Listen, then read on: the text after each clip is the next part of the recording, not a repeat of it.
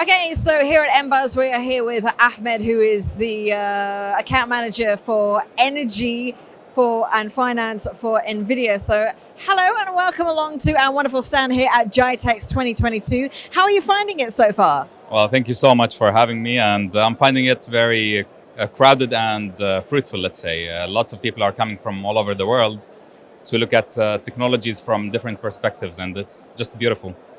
And tell me about NVIDIA's role in the energy sector. Absolutely. So NVIDIA's technologies have been fueling the energy sector in terms of technology layer for years and years now, traditionally as a high-performance computing layer. So as you may know, back in 2006 and in that period, there weren't many industries that collect a lot of data and use it. And the energy industry was one of the very few industries to collect the seismic and the reservoir data, cluster it into, let's say, certain areas to do further processing on its, on its data to know more about what's happening for the oil reservoirs and so on and so forth. And so NVIDIA was basically the HPC layer, as well as the visualization, the professional visualization and graphics layer for all these companies. We have many customers regionally and internationally, such as, for example, Saudi Aramco, ADNOC, Eni, BP, and Shell, and so on and so forth, who use NVIDIA's technologies, as I said, to have a better E&P, which is exploration and production, and make their, let's say, profits more and more. That is on a traditional level, on a high-performance computing level. On the other hand, we're talking right now in these days about infusing AI in the day-to-day operations of the energy industry. So we're talking about, for example, using computer vision and IVA for safety purposes or for automation purposes or for inspections, for security reasons, where if you want to know if someone is wearing the right gear before going into a certain site, if someone is entering the right area or not. So AI is helping automating those, let's say, processes, making the energy industry safer, and at the same time making our, let's say, efficiency better and better.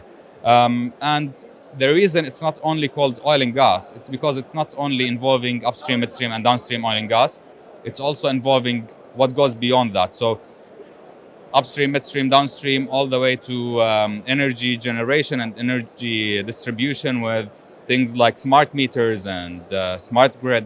So NVIDIA's technology is really the cornerstone of processing these, areas and domains. And obviously in this region, it's a hot thing. It's what we are known for in this region. So it stands to reason that tech like this is going to take off and be in demand. Absolutely, absolutely. And we're honestly seeing a very big maturity in the energy companies. And again, I'm saying energy because it's a very big umbrella, right?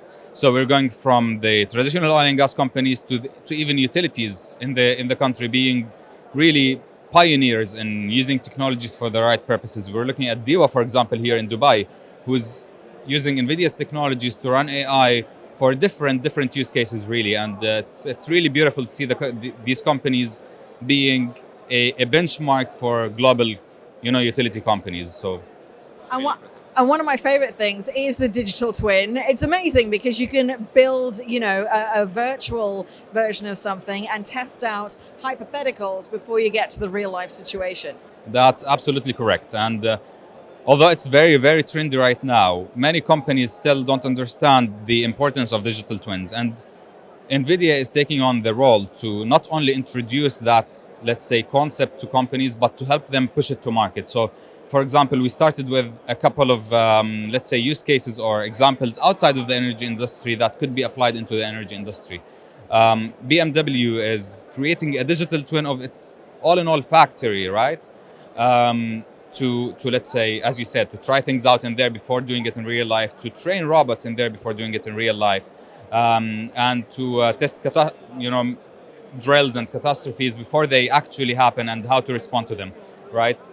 Where we're seeing that happening right now is petrochemical companies and downstream companies doing that for their factories, but also upstream companies and oil companies doing that for their digital fields, right? And they call them digital oil fields, where they want to create a digital twin of their oil field and start testing things out in that and training robots in the digital world before deploying them in the real world. So it's really beautiful. I mean, it's a fascinating thing. And when it comes to health and safety and, disaster aversion, why would you not use digital twins to that before something potentially goes wrong if you've not had the opportunity to test it out? Absolutely, you're absolutely right. And I'll tell you another thing that NVIDIA is doing, which is super cool, honestly speaking, which is building a digital twin of the entire planet Earth.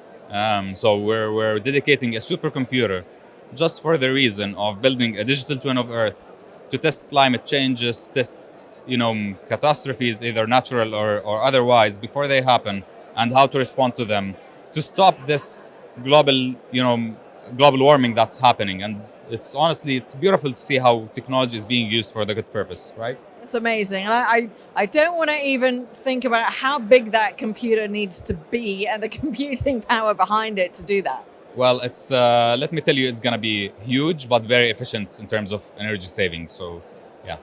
Thank you so much. That's brilliant. Thank you for joining us. Thank you so much. My pleasure. Take care.